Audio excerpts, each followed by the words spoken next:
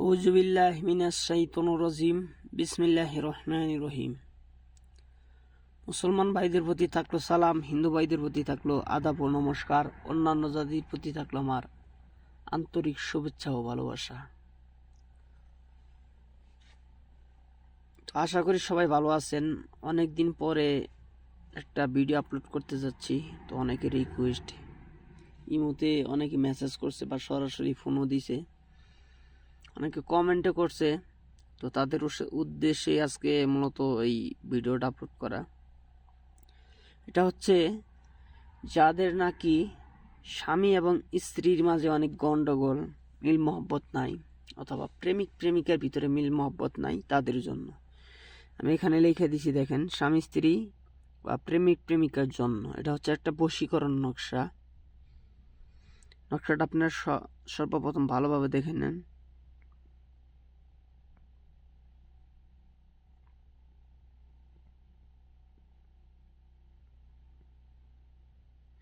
এর হচ্ছে মূলত নকশাটা। আপনার নকশাটা একটু স্ক্রিনশট দিয়ে নেন পারলে। চলেন, এখন আর কথা বাড়াবো না। নকশাটা কখন, কিভাবে, কি কালিতে লিখবেন, কি পন্থা ব্যবহার করবেন, A to Z বুঝাই দিব। তো তার আগে একটি কথা, যদি আমার ভিডিওটা ভালো লাগে অবশ্যই একটা লাইক করবেন। চ্যানেলটা যদি সাবস্ক্রাইব না করে থাকেন সাবস্ক্রাইব করবেন। আপনার মন্তব্য অথবা মতামত কমেন্টে জানাইতে পারেন। আর এরকম যদি কোনো প্রয়োজনে ভিডিও দরকার হয়, আপনি আমার কমেন্ট বক্সে কমেন্ট করতে পারেন, অথবা ইমোতে সরাসরি মেসেজ দিতে পারেন, কল দিবেন না কেউ। হ্যাঁ, একটা রিকোয়েস্ট থাকবে। তো আর কথা বাড়াবো না, তো চলেন কী করবেন আমি আপনাদের বোঝাই দিতেছি।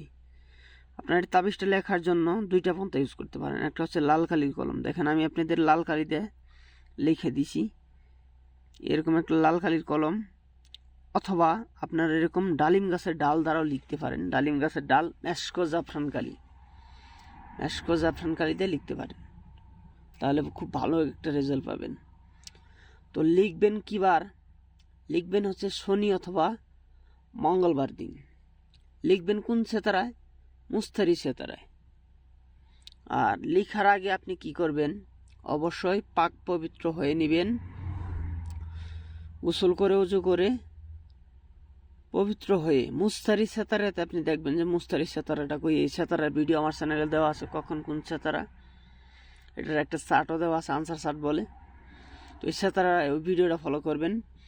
করার পর আপনি কি করবেন? লাল কালির কলম দ্বারা এরকম সাদা কাগজের মধ্যে লিখতে পারেন, অথবা মেশকো জাফরান কালি দিয়ে ডালিম গাছের ডাল দ্বারা বুঝ পড়তেও লিখতে পারেন, তাহলে আরও খুব কার্যকরী হবে, দ্রুত রেজাল্ট দিবে। তো আপনারা কি করবেন? মুখের মধ্যে মিষ্টি জাতীয় কোনো দ্রব্য রাখবেন, উত্তর দিক অথবা পশ্চিম দিক মুখ করে বসবেন মুস্তারি সেতারাতে। বসার পরে আপনারা এরকম একটাই তাবিজ লিখবেন। দেখেন আমি আপনাদের লিখে দিছি, এরকম সুন্দর করে একটা তাবিজ লিখবেন। লেখার পরে আপনারা কি করবেন? এই দেখেন এখানে নাম, পিতা, ছেলের নাম, ছেলের পিতার নামটা লিখবেন। বাংলায় লিখলে সমস্যা নাই।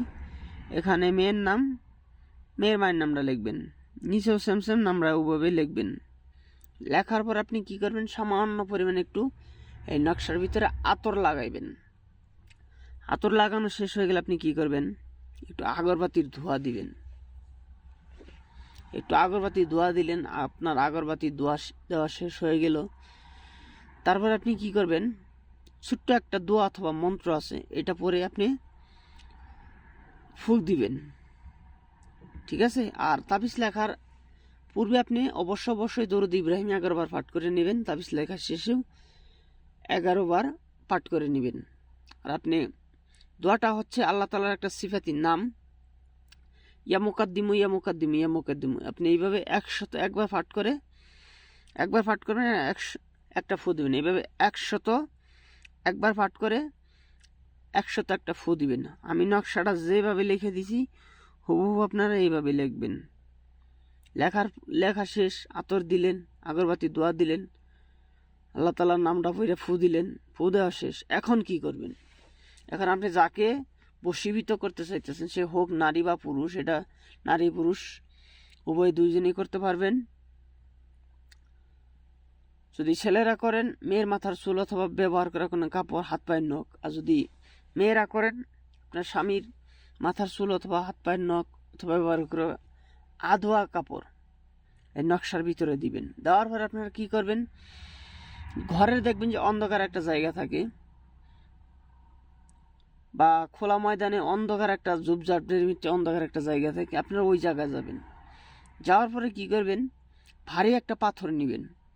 ভারী পাথর নিয়ে কি করবেন, এটাকে চাপা দিবেন, পাথরের উপরে নিচে রেখে চাপা দিবেন। অনেক ভারী জানি হয়, দেখবেন যে উক্ত নারী অথবা পুরুষ, প্রেমিক অথবা প্রেমিকা, সে আপনার সাথে কথা বলার জন্য, আপনাকে ভালোবাসা দেওয়ার জন্য, আপনার ভালোবাসা পাওয়ার জন্য ছটফট করবে।